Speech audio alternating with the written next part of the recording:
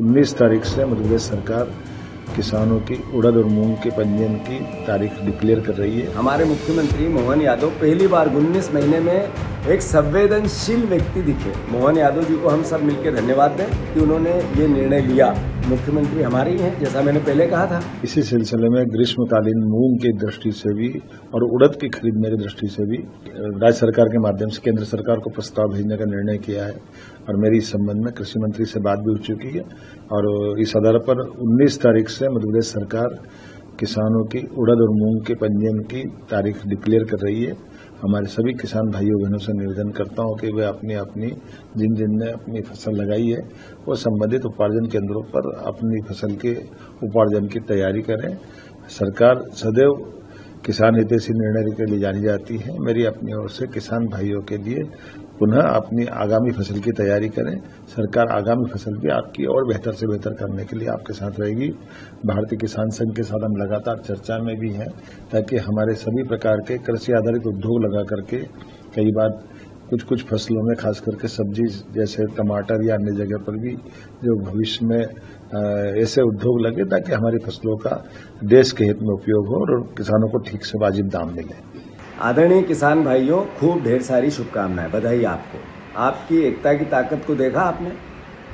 पहली बार जब किसान एकजुट होकर आवाज लगाने लगा कि मूंग सरकारी खरीदी होना चाहिए, तो वो अधिकारी जिसने मूंग को जहर बताया था, वो मुख्यमंत्री जिन्होंने किसान संघ के नेता मिलने गए, किसान संघ जो हमेशा अंतोगत्वा सरकार के साथ खड़ा होता है, किसान को धोखा देता है, उसको भी मुख्यमंत्री ने मना कर दिया था कि सरकार की स्थिति खरीदने की नहीं है, आर्थिक बोझ पड़ेगा, एहसास था उनको। पर आप लोगों ने एकजुटता से आवाज लगाई, सरकार जाग गई, सरकार की संवेदनशीलता दिखी। हमारे मुख्यमंत्री मोहन यादव पहली बार 19 महीने में एक संवेदनशील व्यक्ति दिखे।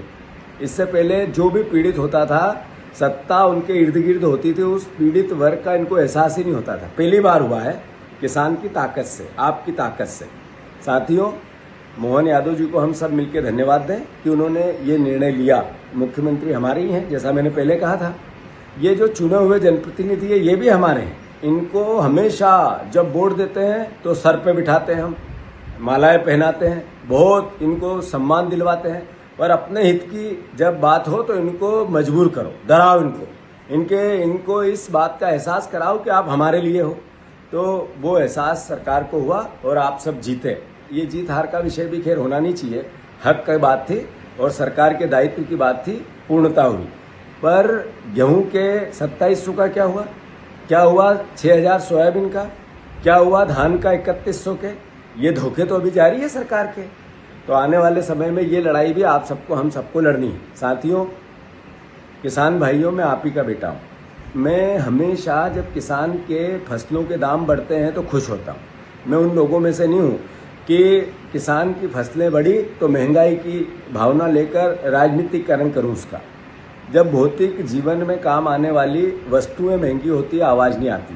किसान की एक चीज, एक वस्तु, एक उत्पादन महंगा हो, टीवी, टेलीविजन, नेता, बयान सब चालू हो जाते हैं।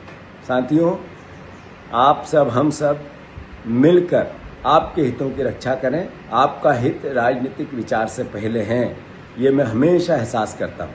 मैं आप ही का बेटा हूँ। आपकी लड़ाई में अंतिम सांस तक, अंतिम बूंद तक लड़ने की कोशिश करूँगा। फिर से मुख्यमंत्री जी, आपको खूब धन्यवाद कि आपने संवेदनशीलता बताई और हमारे किसान भाइयों की मूंग की फसल खरीदी की घोषणा की। पर धान का, गेहूं का, सोयाबीन के भाव का आपको अभी दायित्व निभाना है। धन्यवाद। जय जवान, जय किसान।